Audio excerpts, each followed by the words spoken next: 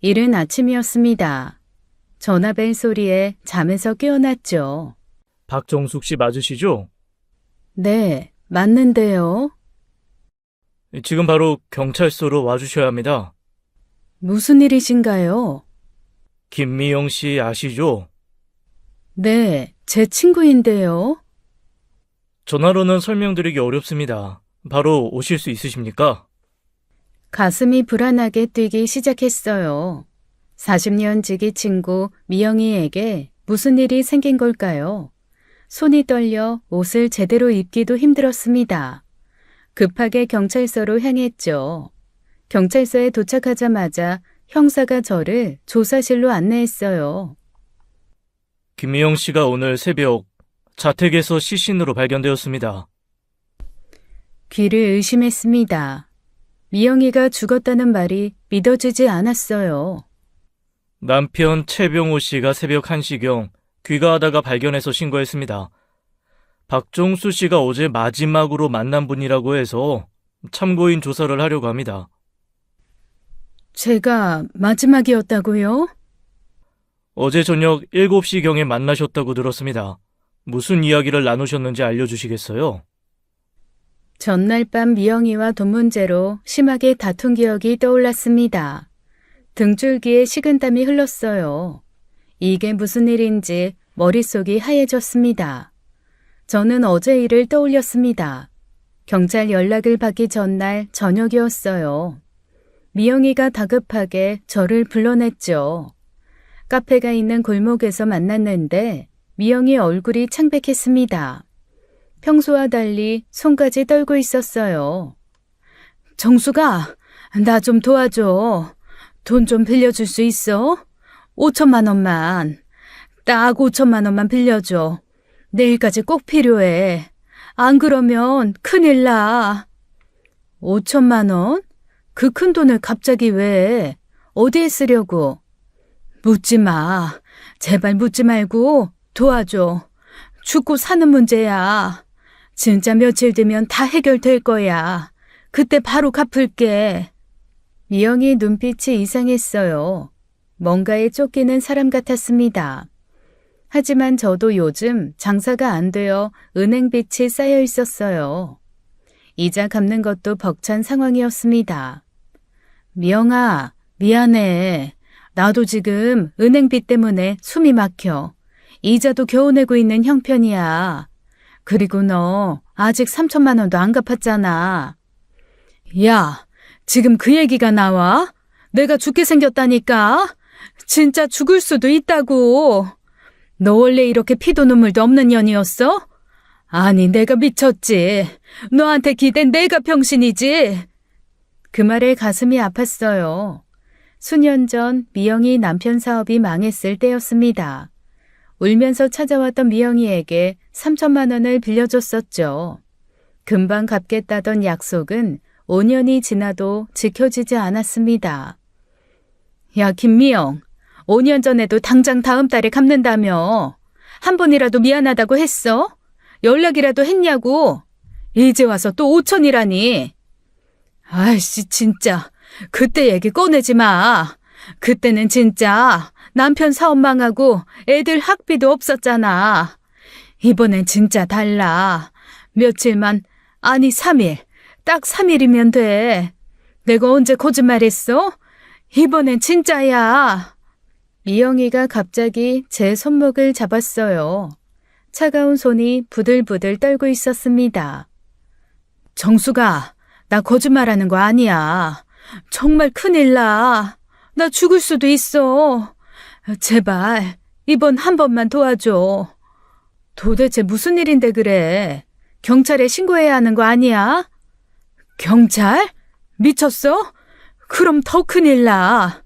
네가 모르는 게 나아. 그냥 돈만 빌려줘. 부탁이야. 말다툼이 점점 커졌습니다.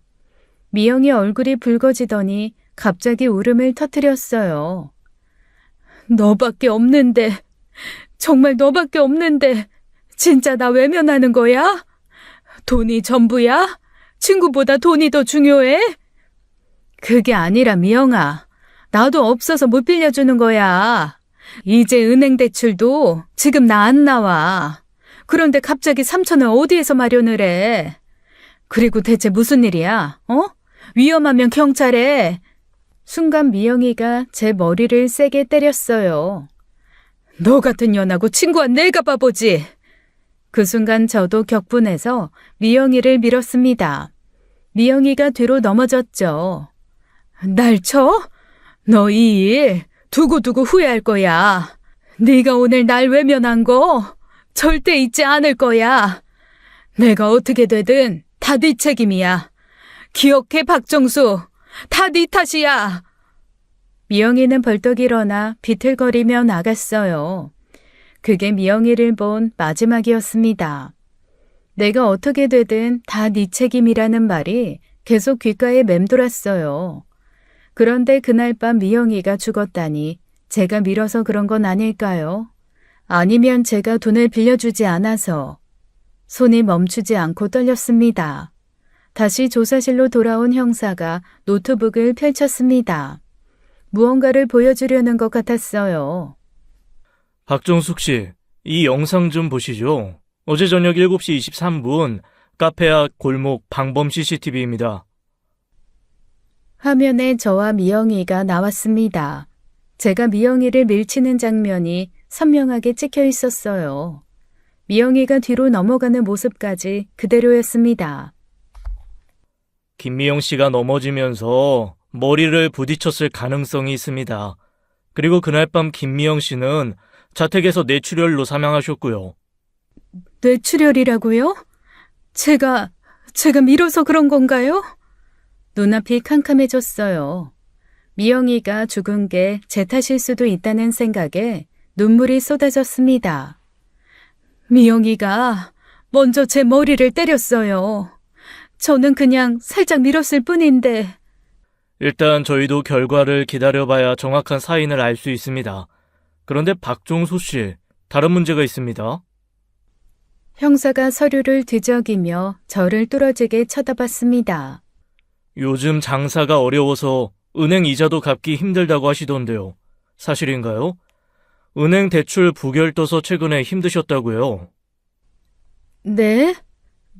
그렇긴 한데 그게 미영이랑 무슨 상관이죠? 박정숙 씨, 김미영 씨에게 돈 빌려달라고 하셨죠? 5천만 원 요구했다고 들었습니다. 뭐라고요? 아니에요. 반대예요. 미영이가 저한테 5천만 원 빌려달라고 했어요. 김미영 씨가 거절하자 한 달 동안 계속 협박하셨다는데요. 협박이라니 그런 적 없어요. 도대체 누가 그런 거짓말을 한 거예요? 형사가 핸드폰 화면을 찍은 사진을 꺼내 보여줬어요.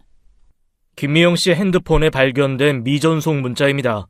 다른 지인에게 보내려다 보내지 못한 것 같습니다. 한번 읽어보시죠. 문자 내용이 충격적이었어요.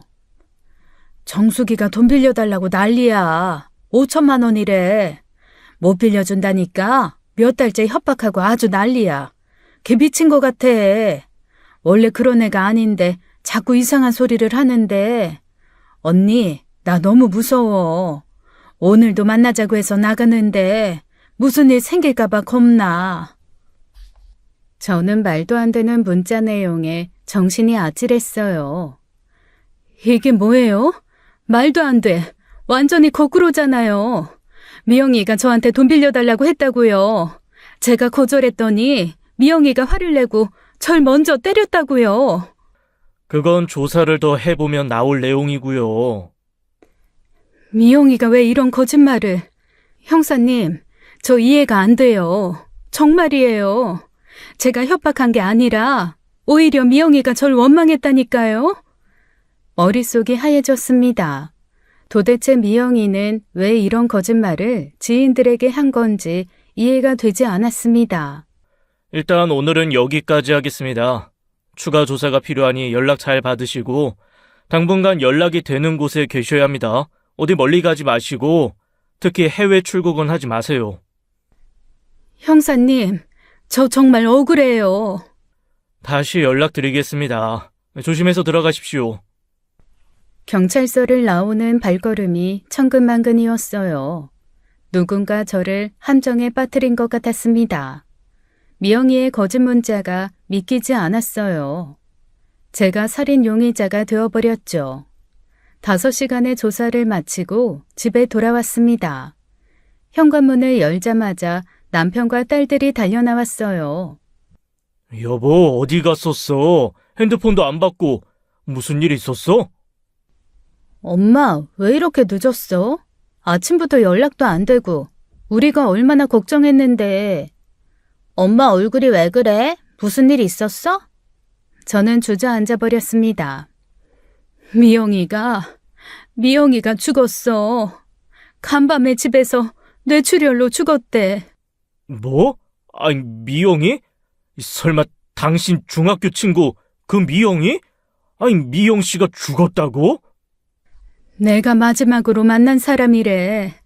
그래서 경찰서에서 조사받고 왔어. 엄마가 왜 조사를 받아? 그냥 참고인 조사야? 어제 미영이랑 돈 문제로 싸웠거든.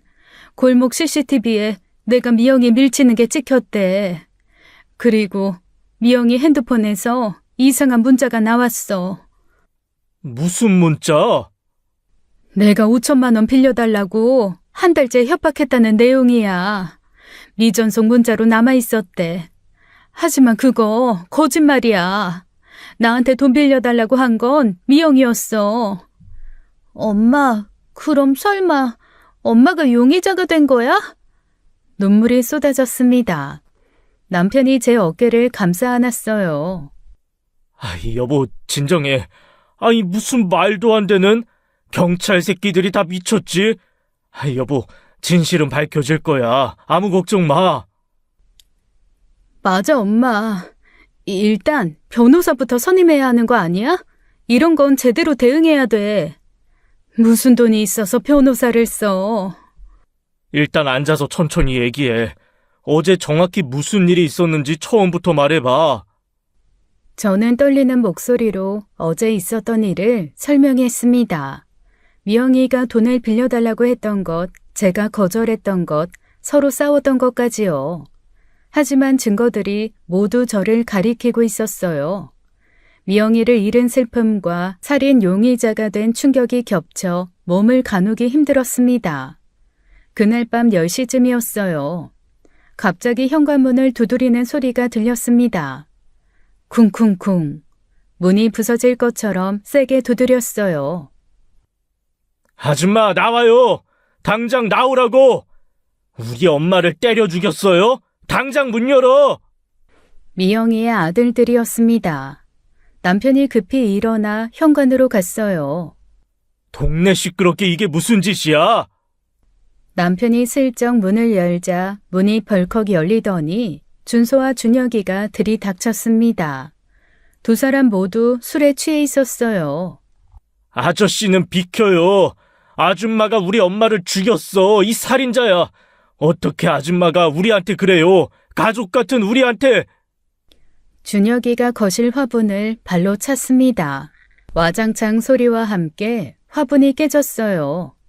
이 살인자, 아줌마가 우리 엄마 죽였잖아. 내가 기필코 아줌마 목숨으로 갚게 해줄 거야. 얘들아, 이러지 마라. 지금 경찰이 조사 중이잖아. 아직 확실한 건 아무것도 없는데. 준서가 저를 향해 달려들었습니다. 남편이 급히 막아섰어요. 이것들이 미쳤나? 그만두지 못해? 그때 딸들이 뛰어나왔습니다. 야, 우리 엄마한테 뭐 하는 거야? 증거도 없이 왜 이래? 경찰 부를 거야? 지금 당장 나가! 증거? 너희 엄마가 우리 엄마 밀쳐서 죽인 거 CCTV에 다 찍혔어. 니들도 그거 보면 이런 말 못해. 돈 때문에 우리 엄마 협박까지 했다면서? 그건 아직 확실하지 않아. 수사 결과도 안 나왔는데 왜 단정지어? 시끄럽고 당장 안 나가면 경찰 부른다? 수진아, 그럼 우리 엄마가 자다가 그냥 죽었겠냐? 분명 아줌마 때문이야. 우리 엄마가 얼마나 무서워했는데 아줌마를. 무서워했다고? 웃기지 마. 엄마가 오히려 너네 힘들 때 이모한테 돈 빌려줬잖아. 3천만 원이나. 그건 기억 안 나냐? 그건 그거고. 다들 그만해라. 준서, 준혁이 당장 나가라. 안 그러면 경찰 부르마. 어렸을 때부터 봐왔는데 이게 무슨 행패야? 미영 씨 죽은 건 안타깝지만 그래도 이건 아니지. 준혁이가 테이블을 내리쳤습니다. 꼭 밝혀낼 거야. 우리 엄마 억울함을 풀어줄 거라고요. 아줌마, 나 당신 절대 용서 안 해. 맞아. 법이 안 되면 우리가 직접 할 거야. 기억해도 밤길 조심하는 게 좋을 거예요. 두 아이들은 현관문을 세게 닫고 나갔습니다. 집안이 엉망이 되어 있었어요. 엄마, 괜찮아? 아이, 최준혁 저 미친놈들. 엄마, 우리가 꼭 억울함 풀어줄게. 내가 우리나라에서 제일 좋은 변호사 써줄게. 남편과 딸들이 절 꼭 안아주었습니다. 저는 그 자리에서 눈물을 흘렸죠. 태어날 때부터 봐왔던 미영이의 그 아이들의 증오 어린 눈빛이 계속 떠올랐어요. 이틀 뒤 미영이의 장례가 시작되었습니다. 경찰 조사 때문에 늦어진 장례였어요. 여보, 장례식장 가려고? 안 가는 게 나을 것 같은데 미영이 아들들이 또 뭐라 지랄을 할 거야. 엄마, 가지 마. 그날 일을 쳤는데 또 만나면 무슨 일 생길지 몰라. 맞아. 괜히 더 시끄러워질 거야. 저도 망설여졌습니다. 하지만 갑자기 중학교 시절이 떠올랐어요. 중학교 1학년 때 처음 만났습니다. 미영이가 전학 왔는데 제 옆자리에 앉게 되었죠. 첫날부터 친해져서 40년을 함께 했어요. 고등학교 때 제가 아버지를 잃었을 때였습니다. 미영이가 3일 내내 저희 집에서 같이 있어줬어요. 아무 말 없이 그냥 옆에 있어주었습니다. 20대에는 서로 연애 상담을 해주었고요. 결혼식 때는 서로 들러리를 서주었습니다. 아이를 키우면서도 서로 의지하고 살았어요. 40년을 함께한 친구였습니다. 그래도 가야 할 것 같아. 40년 친구인데 마지막 인사는 해야지. 정말 괜찮겠어? 아유, 그럼 같이 가. 아니야. 나 혼자 조용히 조문만 하고 올게. 미영이한테 미안하다고 안녕이라고 말하고 싶어. 검은 옷을 입으며 마음이 무거워졌습니다.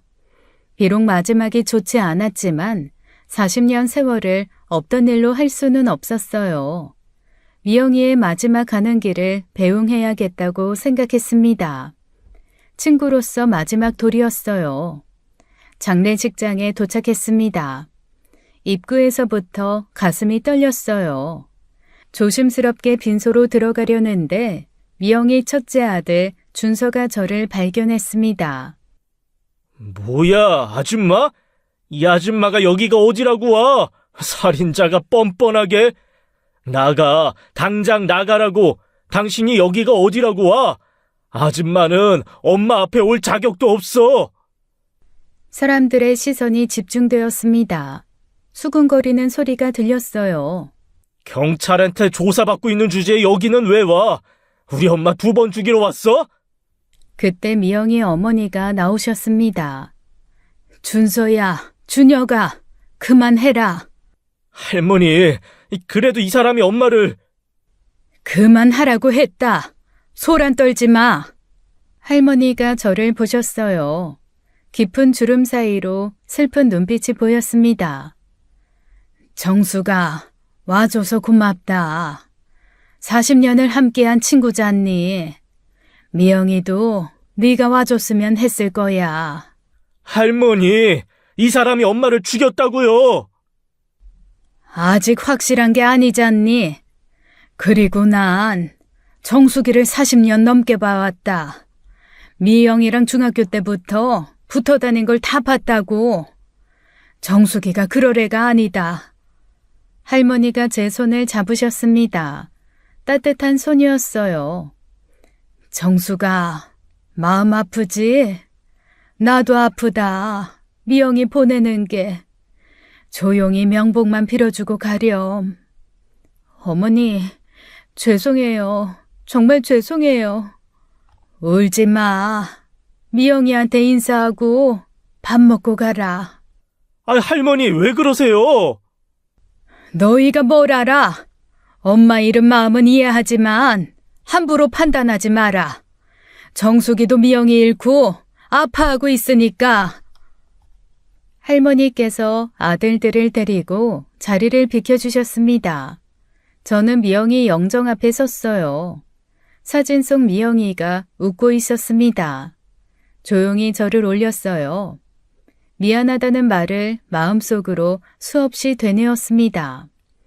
조문을 마치고 돌아서려는데 입구에서 소란이 일어났습니다. 미영이 남편이 장례식장에 들어왔더군요. 그런데 그 옆에 젊은 여자도 함께였어요. 저게 누구야? 병호가 여자를 데리고 왔네? 미친 거 아니야? 아니 장례식장에 무슨 짓이야? 여자는 40대 초반으로 보였습니다. 검은 정장을 입고 있었지만 분위기가 남달랐어요. 아빠, 그 여자를 엄마 장례식장에 왜 데려온 거야? 내가 누굴 데려오든 무슨 상관이야? 엄마가 죽었는데 그 여자를 데려와?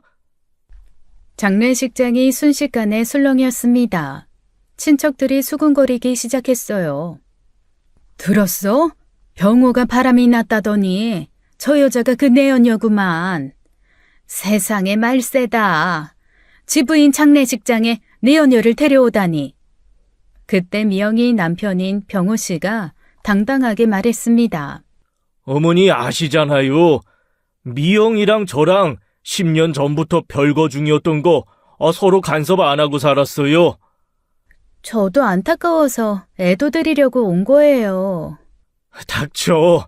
당신이 뭔데 여길 와. 우리 엄마 장례식에. 야, 준서야. 네 새엄마 될 사람한테 말이 그게 뭐냐? 그래도 20년 넘게 부부였으니 예의상 온 거야. 아빠가 조문만 하고 갈 거니 손 안 떨지 마라.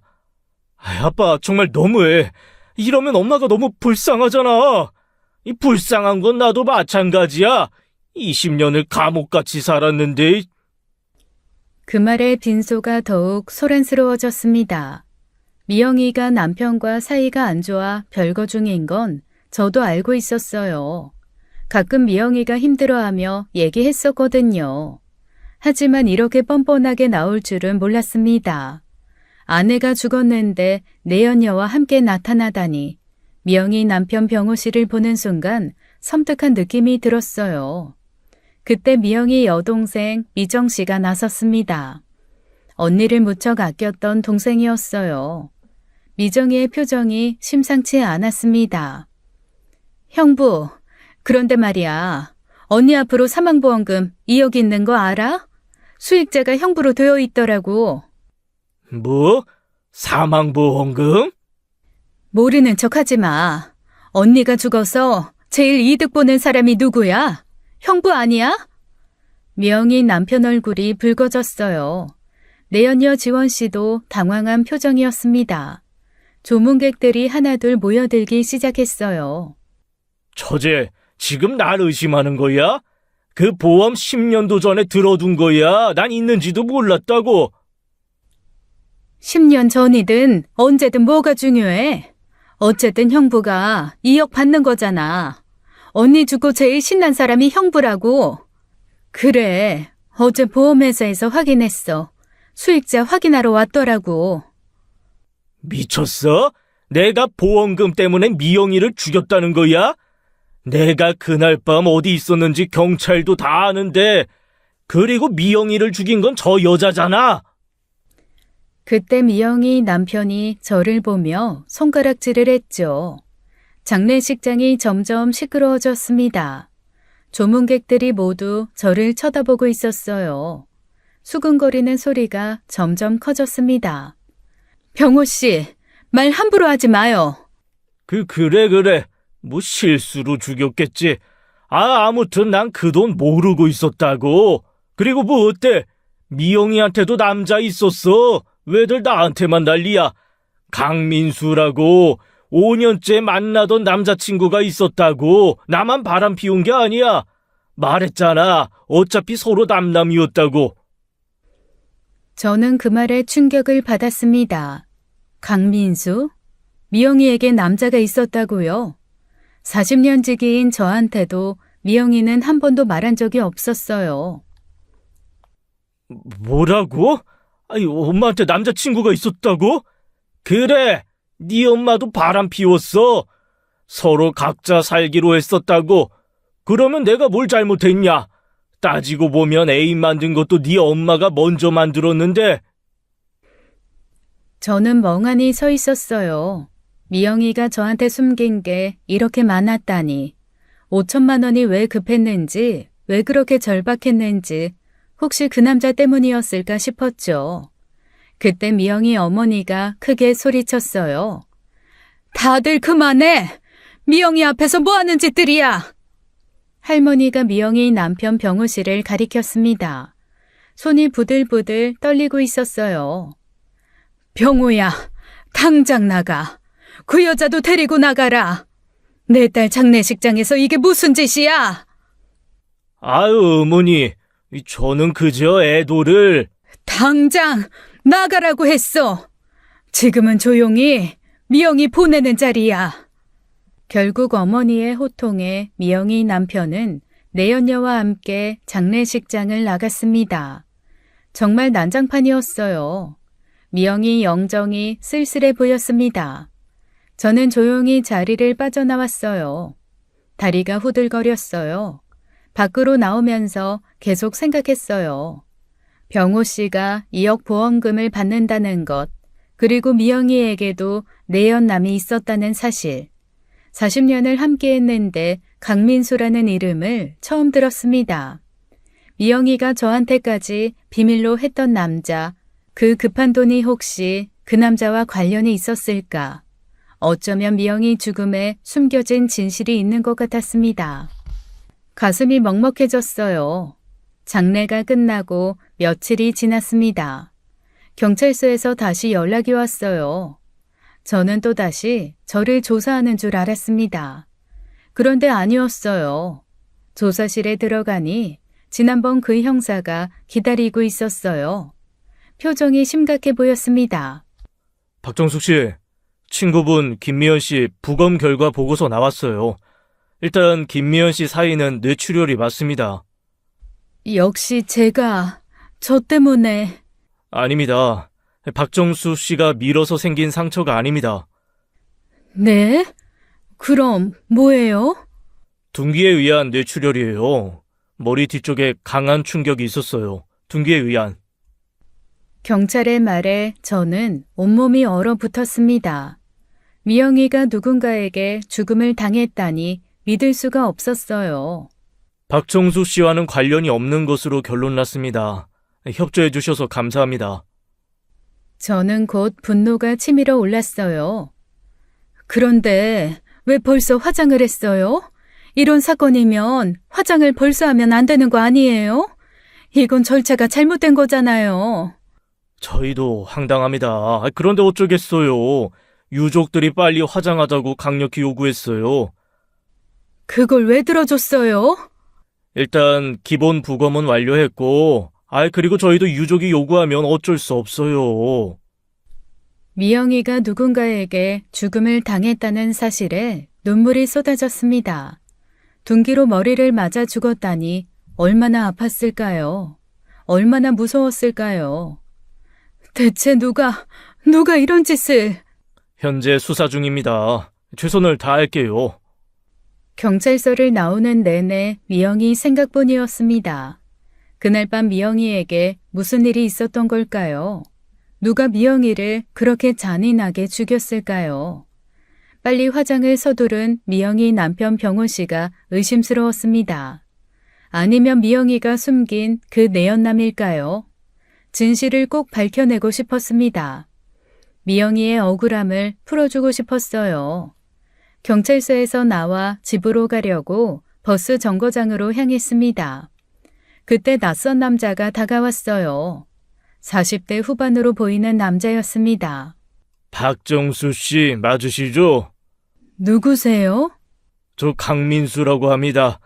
미영이 김미영 씨와 함께했던 사람입니다.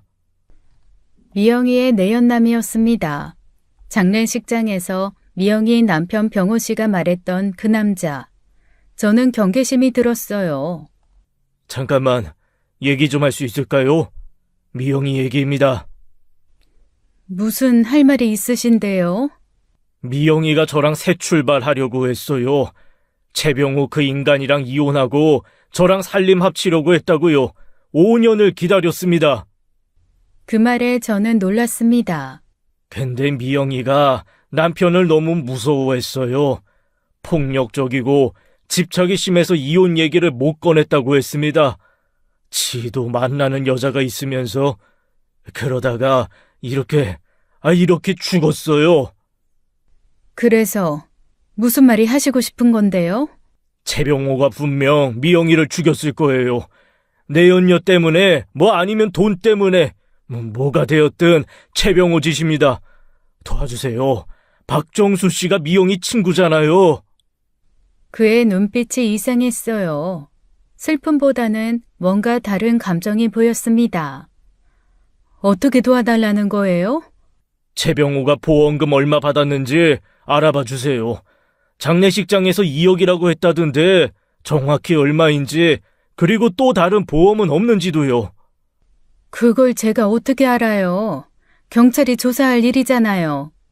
아니, 그 돈은 제가 받아야 맞는 거 아닙니까? 5년을 함께 했는데 미영이는 저랑 살려고 했다고요. 그러니까 제가 실질적인 남편인 거죠.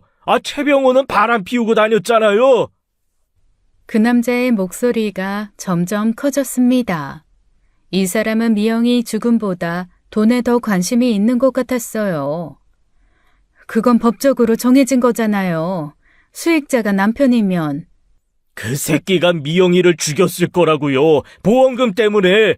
2억이면 충분한 동기잖아요. 박정숙 씨는 의심도 안 되세요? 그 새끼가 미영이를 죽인 거라면 보험금 받으면 안 된다고요. 저는 불쾌해졌습니다. 이 사람은 미영이보다 돈에 더 관심이 있어 보였어요. 저는 가봐야겠네요. 자리를 피하려는데 강민수가 제 팔을 잡았어요. 최병호를 의심하세요. 그 새끼가 범인이에요. 미영이가 이혼하려고 하니까 죽인 거라고요. 손 놔주세요. 팔을 뿌리치고 걸어갔습니다. 뒤에서 계속 소리치는 게 들렸어요. 최병호를 조사해보라고요. 그 새끼가 분명 죽였어요. 내가 증명해 볼 거야. 급하게 택시에 올라타 백미러로 봤더니 강민수가 아직도 서 있었어요. 섬뜩한 느낌이 들었습니다. 이 사람도 뭔가 수상했어요. 미영이 주변 사람들이 모두 의심스러웠습니다.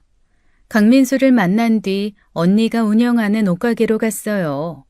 마음을 진정시킬 곳이 필요했어요.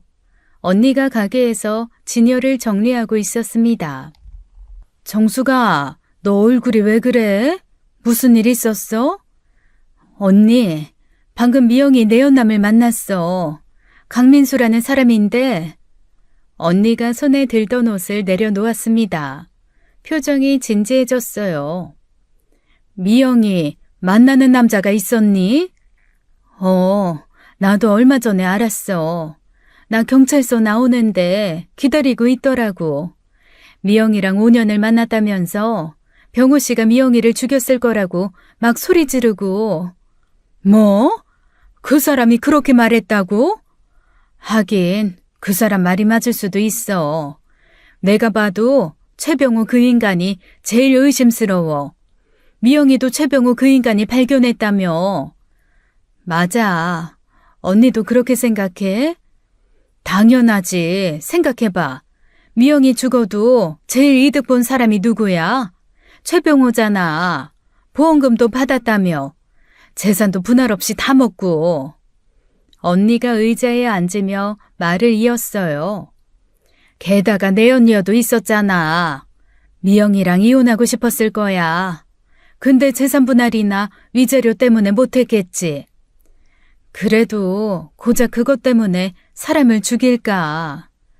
돈 앞에서는 다들 무서워지는 거야. 2억이면 적은 돈이 아니잖아. 그리고 화장도 서둘렀다며. 경찰도 이상하다고 그랬어. 그것 봐. 증거 인멸하려고 그런 거야. 최병호가 범인이 확실해. 저는 언니 옆에 앉았습니다. 머리가 복잡했어요. 근데 그 강민수라는 사람도 이상했어. 미영이 죽음보다 보험금에 더 관심이 있는 것 같았거든. 그 사람도 돈 때문에 만났나 보네. 미영이 참 불쌍하다. 주변에 그런 사람들만 있었구나. 강민수는 자기가 보험금 받아야 한다고 화내더라고. 5년 만났으니까 자기가 받을 자격이 있다고. 미친놈이네. 법적으로 남편이 받는 건데. 그래도 최병호보다는 덜 의심스러워. 이유가 없잖아. 지금 미영이가 죽으면 지가 손해인데. 언니 말도 일리가 있었습니다. 강민수는 미영이가 살아있어야 이득이었을 거예요. 정수가 너무 깊이 관여하지 마. 경찰이 알아서 수사할 거야. 너도 이미 충분히 힘들었잖아. 그리고 위험해 보여. 이거 보통 일 아니다. 그래도 미영이 억울할 것 같아서. 알아. 하지만 네가 나설 일은 아니야. 괜히 위험해질 수도 있어. 미영이 남편 최병호가 정말 범인일까? 아니면 또 다른 누군가가 있는 걸까? 혼란스러웠어요. 언니에게 차를 며칠만 빌려달라고 했습니다. 차? 갑자기 왜? 좀 다녀볼 데가 있어서 며칠만 빌려줘. 그래, 조심해서 타고 다녀. 언니 차를 받아 바로 경찰서로 향했습니다. 강민수가 한 말이 계속 신경 쓰였어요. 담당 형사를 다시 만났습니다. 형사님, 아까 미영이 김미영 내연남을 만났어요. 강민수라는 사람인데 최병호 씨를 의심하더라고요. 강민수를요? 어떤 얘기를 했습니까? 미영이가 최병호 씨와 이혼하려고 했대요. 근데 최병호 씨가 폭력적이고 집착이 심해서 무서워했다고. 그래서 이혼 얘기를 못 꺼냈다는데요. 그런 얘기를 했군요. 최병호 씨 제대로 조사하셨어요? 보험금도 있고 내연녀도 있잖아요. 충분히 의심할 만한데. 형사가 서류를 뒤적였습니다. 최병호 씨는 이미 조사했습니다. 범행 추정 시간인 밤 9시부터 11시까지 술집에 있었어요. 술집 주인이 증언했습니다. 알리바이가 있다고요? 네, 확실한 알리바이입니다. 그 시간에 술집에서 계속 술 마시고 있었어요. 실망스러웠습니다. 그때 갑자기 생각이 났어요. 그럼 최병호 씨 내연녀는요? 한지원이라는 여자 조사하셨어요? 내연녀요? 그런 사람이 있습니까? 네? 몰랐어요? 아니, 무슨 형사가. 장례식장에 같이 왔었어요. 최병호 씨가 대놓고 자기 여자라고 소개했다고요. 형사가 놀란 표정을 지었습니다. 급하게 뭔가를 메모하기 시작했어요. 한지원? 처음 듣는 이름이네요. 장례식장에서 무슨 일이 있었는지 자세히 말씀해 주세요. 저는 장례식장에서 있었던 일을 모두 설명했습니다. 한지원이 최병호 씨와 함께 나타난 것, 미영이와 최병호 씨가 10년째 별거 중이었다는 것, 모든 것을 자세히 이야기했어요. 네, 알겠습니다.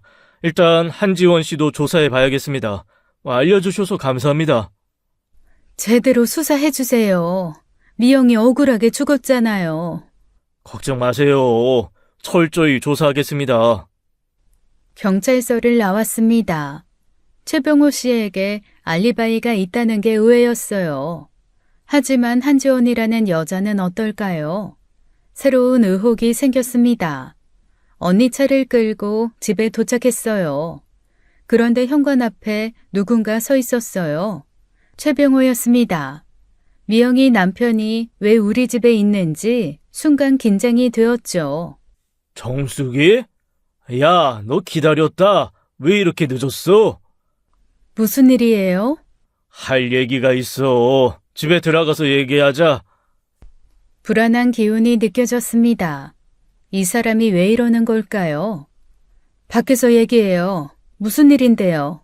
아, 이런 얘기를 밖에서 할 순 없잖아. 잠깐만 들어가자. 최병호가 제 손목을 잡았어요. 집으로 끌고 들어가려고 했습니다. 뭐 하는 거야? 이거 나! 소리를 질렀더니 병호 씨가 손을 놓았습니다. 주변을 둘러보더니 한숨을 쉬었어요. 알겠어. 아이코, 참. 누가 보면 이상하게 생각하겠네. 알겠어. 여기서 얘기하자. 내가 미영이 유산 정리하다가 이상한 걸 발견했거든. 이상한 거? 미영이 통장에서 돈이 싹 빠져나갔더라. 1억 3천만 원이 한 번에 인출됐어. 정확히 너 만나고 2시간 후에. 충격적인 말이었습니다. 1억 3천만 원이라니 미영이가 그런 돈을 가지고 있었다는 것도 놀라웠어요. 그러면서 제게 왜 돈을 빌려달라고 했는지 이해가 안 갔죠. 그게 나랑 무슨 상관인데요? 네가 마지막으로 만난 사람이잖아. 그 돈 어디 있어? 네가 가져갔지? 최병호의 눈빛이 위협적으로 변했습니다. 한 걸음 더 가까이 다가왔어요. 무슨 소리야? 난 그런 돈 받은 적 없어. 본 적도 없고. 미영이가 그런 돈이 있는지도 몰랐다고. 거짓말하지 마. 넌 미영이한테 돈 빌려달라고 했다며. 요즘 너 힘들다는 소문 내가 못 들었는지 알아? 그런데 너 만나고 돈이 없어졌어. 미영이는 죽었고.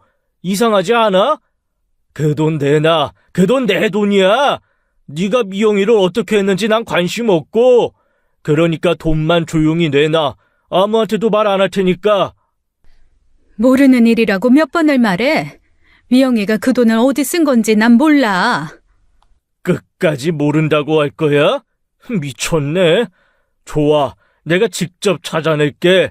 네 통장도 조사할 거고 필요하면 소송도 할 거야. 너 필요하면 사람도 쓰고. 뭐? 지금 날 협박하니? 꺼져. 경찰 부를 거야. 제가 핸드폰을 꺼내자 최병호가 뒤로 물러났습니다. 불러. 하지만 이대로 끝 아니야. 그 돈 내가 꼭 찾을 거야. 알겠어?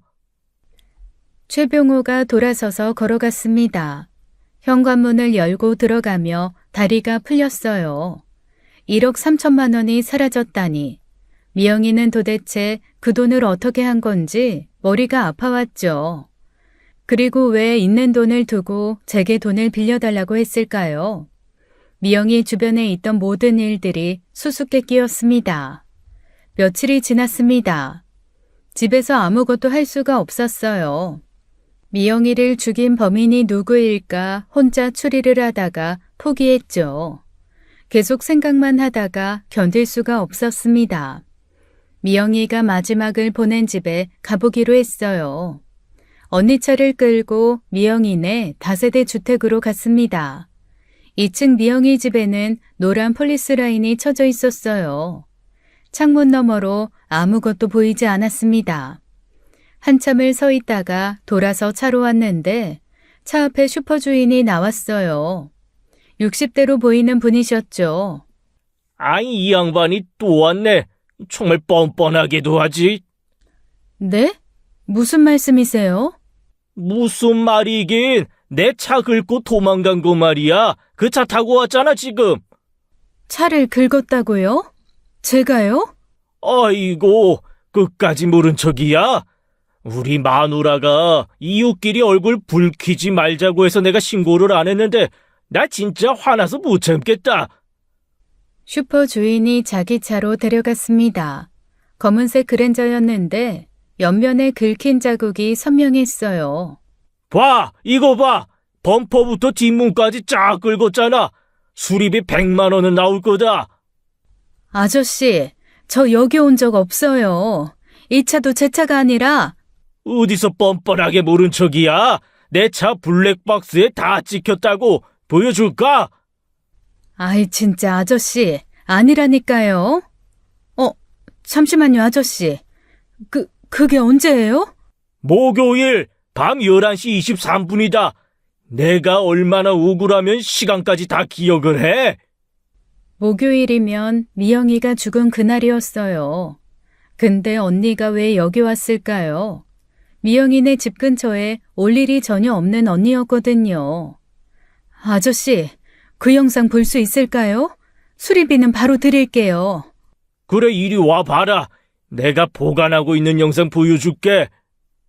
슈퍼 안으로 들어가 아저씨가 따로 보관하고 있던 블랙박스 영상을 확인했습니다. 화면을 자세히 들여다봤어요. 주차되어 있던 슈퍼 주인의 차 블랙박스에는 충격적인 장면이 나왔습니다.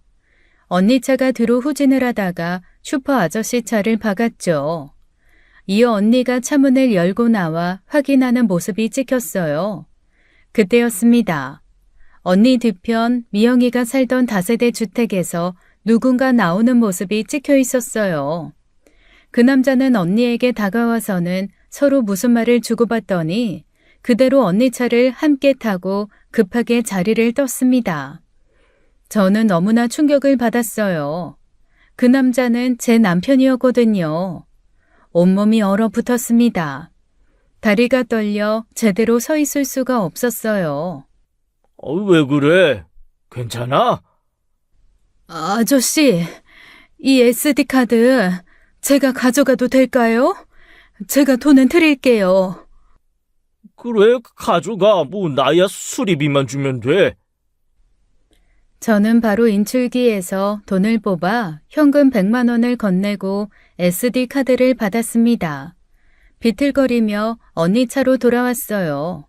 언니 차 블랙박스를 다시 확인했습니다. 블랙박스에는 SD카드가 없었어요. 누군가 의도적으로 뺀 게 확실했습니다. 남편과 언니가 함께 미영이 집 근처에 있었다. 그것도 미영이가 죽은 지 얼마 안 된 시점에 남편이 그 집에서 나왔다. 저는 손이 떨리고 다리가 떨려 진정할 수가 없었습니다. SD카드를 들고 경찰서로 가려다가 멈췄습니다. 만약 언니와 남편이 그냥 근처를 지나가다 들렸다고 하면, 근처에 볼 일이 있었다고 한다면, 내가 지금 말도 안 되는 오해를 하고 있는 거라면 어쩌나 싶었죠. 이것만으로는 증거가 부족했어요. 차를 세우고 깊이 생각했습니다. 경찰에 신고하기 전에 확실한 증거를 찾아야 했어요. 언니와 남편이 그날 밤 정확히 뭘 했는지, 미영이 죽음과 어떤 관련이 있는지 집으로 돌아가는 길 계속 생각했어요. 언니는 평소 미영이와 친하지도 않았습니다. 남편도 미영이와는 접점이 없기에 만날 일 자체도 없었고요. 그런데 왜 둘이 함께 미영이 집에 갔을까요? 그때 갑자기 최병호 말이 떠올랐습니다. 미영이 통장에서 1억 3천만 원이 사라졌다는 그 말이요. 저는 설마 했습니다. 생각하기도 싫은 의심이 들었죠. 결국 스스로 증거를 찾기로 결심했어요. 언니 가게와 남편 공업소를 뒤져봐야겠다고 생각했습니다. 진실을 밝혀내야만 했어요. 미영이를 위해서도 저를 위해서라도 말이죠.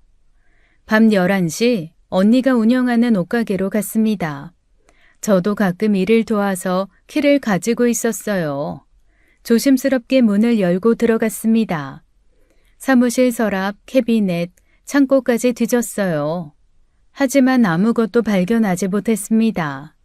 평소와 다른 건 없었어요. 그리고 새벽 1시 남편이 운영하는 공업소로 향했습니다. 공업소는 도심 외곽에 있었어요. 비상키로 문을 열고 들어갔어요. 사무실부터 뒤지기 시작했어요. 책상 서랍, 금고, 서류 캐비넷을 확인했습니다. 작업장도 둘러봤지만 특별한 건 없었어요. 그때였습니다. 갑자기 밖에서 차 소리가 들렸어요. 헤드라이트 불빛이 창문으로 비쳤습니다. 누군가 오고 있었어요. 급하게 주변을 둘러봤습니다. 작업장 구석에 큰 철제 캐비넷이 있었어요. 그 뒤로 숨었습니다. 문이 열리는 소리가 들렸어요. 발자국 소리가 가까워졌습니다. 숨을 죽이고 가만히 있었어요. 순간 기지를 발휘했습니다. 핸드폰을 꺼내 녹음 앱을 켰어요. 무음 모드로 바꾸고 녹음을 시작했습니다. 누군가 대화하는 소리가 들려오기 시작했어요. 목소리를 들어보니 남편과 언니였어요. 두 사람이 공업소 안으로 들어왔죠. 철수야, 우리 이거 들키면 끝이야. 정수기가 요즘 미쳐가지고 막 이것저것 캐고 다니는 것 같던데. 걔가 뭘 알겠어. 걱정 마. 경찰도 다른 놈들 쫓고 있잖아. 그래도 찝찝해. 그 육각 렌치랑 피 묻은 것들 빨리 태워버리자. 야, 지금 내가 뭐 태우고 그러면 더 수상하잖아. 좀 조용해지면 그때 처리하자고. 그 물건들 어디 뒀어? 잘 뒀어? 아이고 참, 왜 이렇게 걱정이 많아. 작업장 뒤쪽 캐비넷안 이불이랑 옷가지들이랑 다 거기 있어. 온몸이 떨렸습니다. 남편과 언니가 미영이를 죽였다는 걸 알게 된 순간이었어요. 미영이가 너랑 나 협박했을 때 정말 죽이고 싶었어. 나도 마찬가지야. 미친년이 감히 돈을 달라면서 날 협박해? 내 애 가졌다고 거짓말까지 하면서? 그러니까 오빠가 걔는 그냥 대충 가지고 논 거잖아. 그치? 지 주제를 모르고. 그러니까 말이야. 맞지? 오빤 나쁜이 없잖아. 그치? 아유, 그렇다니까. 또 왜 그래? 미영이 걔도 지 주제를 알고 적당히 불렀어야지. 뭐 2억? 미친년. 우리가 어떻게 그 돈을 마련해? 그러니까 아주 죽으려고 발악을 한 거지. 가슴이 무너져 내렸습니다. 남편이 미영이와 바람을 피웠다니요. 그리고 언니와도 불륜 관계였다니요. 당장이라도 뛰쳐나가 둘을 요절내버리고 싶었어요. 잠시 침묵이 흘렀습니다. 그리고 이상한 소리가 들리기 시작했어요.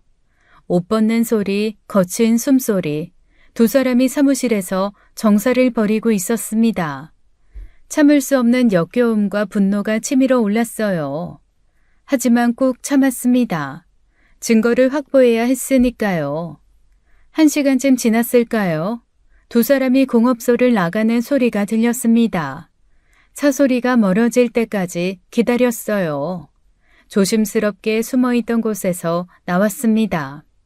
남편이 말한 작업장 뒤쪽으로 갔어요. 큰 캐비넷을 열었습니다. 피 묻은 이불이 있었어요. 육각 렌치도 있었습니다. 미영이 피가 묻은 옷도 발견했어요. 손이 떨렸지만 증거물들을 챙겼습니다. 녹음 파일도 확인했어요. 모든 대화가 선명하게 녹음되어 있었습니다. 새벽 3시 경찰서로 직행했어요. 형사님, 제 남편이랑 언니가 미영이를 죽였어요. 증거 여기 있어요, 형사님. 진정하세요. 천천히 말씀하세요. 뭐라고 하셨죠? 무슨 증거를 가져오신 겁니까? 떨리는 손으로 녹음 파일을 들려주고 증거물을 테이블에 올려놨습니다. 피 묻은 육각 렌치를 본 형사의 표정이 확 바뀌었어요. 이건 어디서 발견하신 겁니까? 이 녹음은 언제 한 거죠? 오늘 새벽에요. 공업소에서. 두 사람이 범행 자백하는 거 다 들었어요. 미영이 피가 묻은 옷도 있어요. 이걸 어떻게... 일단 긴급 체포 나가겠습니다. 박정숙 씨는 여기서 기다리세요. 새벽 4시 경찰들이 출동했습니다. 남편은 집에서, 언니는 언니 집에서 체포되었어요. 두 사람 모두 순순히 연행되었습니다. 경찰서에서 기다리는 시간이 영원처럼 느껴졌어요. 오전 10시가 되어서야 형사가 나왔습니다. 박정숙 씨, 두 사람 다 자백했습니다. 박정희 씨가 먼저 털어놨어요. 경찰 조사실에서 언니가 모든 것을 자백했다고 했습니다. 남편과 짜고 미영이를 죽였다는 것이었어요. 그날 밤 미영이 집으로 찾아가 육각렌치로 머리를 내리쳤다고 했습니다. 형사가 조서를 보여주며 설명했어요. 충격적인 내용이었습니다. 이 사건은 치정이었어요. 제 남편이 미영이와 불륜관계였다는 것입니다. 언니는 그 사실을 6개월 전에 알게 되었고 분노에 차 있었다고 했어요. 그런데 더 충격적인 사실이 있었습니다. 언니도 남편과 불륜관계였다는 것이었어요. 제가 남편 공업소에서 들은 모든 것은 꿈이 아닌 현실이었죠. 한 달 전 김미영 씨가 임신했다고 남편분 이철수 씨를 협박했답니다. 실제로는 거짓이었지만요. 미영이가 남편에게 2억을 요구했다고 했어요. 돈을 주지 않으면 저에게 모든 것을 폭로하겠다고 협박했다는 것입니다. 남편과 언니는 궁지에 몰렸어요. 돈도 없었고 불륜이 들통나면 모든 게 끝이었습니다. 그래서 미영이를 죽이기로 결심했다고 했어요. 범행 당일 저와 미영이가 싸운 직후를 노렸다고 했습니다. 미영이가 화가 나서 집에 혼자 있을 때를 계산한 것이었어요. 남편이 미영이를 진정시킨다며 찾아갔고 언니가 뒤따라 들어가 범행을 저질렀다고 했습니다. 그리고 미영이 통장에 있던 1억 3천만 원도 가져갔다고 자백했어요. 김미영 씨 핸드폰에 있던 미전송 문자도 조작한 거였습니다. 박정숙 씨를 용의 선상에 올리려고요. 모든 게 계획적이었어요. 저를 범인으로 만들려고 했던 겁니다. 두 사람 모두 구속될 예정입니다. 살인죄로 기소될 거예요. 눈물이 멈추지 않았습니다. 남편과 언니의 배신이 너무 아팠어요. 그리고 죽은 미영이도 사실은 저를 배신하고 제 남편과 불륜이었다니 분노와 슬픔이 저를 휘감았죠. 재판이 끝났습니다. 남편은 무기징역을 선고받았어요. 언니는 징역 20년을 받았습니다. 두 사람 모두 항소했지만 기각되었어요. 특정경제범죄 가중처벌법상 횡령죄도 추가되었습니다. 미영이 통장에서 빼낸 1억 3천만 원 때문이었어요. 계획적이고 잔인한 범행이라는 판사의 말이 기억납니다. 이혼 소송은 빠르게 진행되었어요. 남편의 유책으로 재산 분할과 위자료를 받았습니다. 공업소는 매각했고 집은 제가 가지게 되었어요. 딸들도 이 충격적인 사건에 충격을 많이 받았을 테지만 제 힘이 되어주었습니다. 미영이 무덤에 갔어요. 국화꽃을 놓으며 복잡한 심정이었어요. 미영아, 진실이 밝혀졌어. 근데 너도 나 배신했잖아. 내 남편이랑 바람 피우면서 어떻게 나한테 그럴 수 있었니? 바람이 차갑게 불었습니다. 40년 우정이 이렇게 끝날 줄은 몰랐어요. 넌 내 남편한테 돈 뜯고 나한테도 돈을 빌려서 멀리 도망가려고 했었지. 이제 나 너 그만 안타까워할래. 이제 우리는 친구도 아닌 거지. 그래도 어쩌다 보니 네 억울함은 풀어줬다. 그게 내 마지막 선물이네. 미영이도 남편도 언니도 모두 잃었습니다. 모두가 저를 배신했어요. 가장 가까운 사람이 가장 위험할 수 있다는 것. 신뢰는 소중하지만 맹목적인 믿음은 위험합니다. 이제 미영이의 죽음에 더는 얽매이지 않기로 했어요. 복수심도 죄책감도 내려놓기로 했습니다. 새로운 삶을 시작하려고 합니다. 딸들과 함께 작은 카페를 열 계획이에요. 상처는 아물겠지만 흉터는 남겠죠. 그래도 살아가야 합니다. 딸들을 위해서도 저를 위해서도. 이제는 누구도 쉽게 믿지 않을 거예요.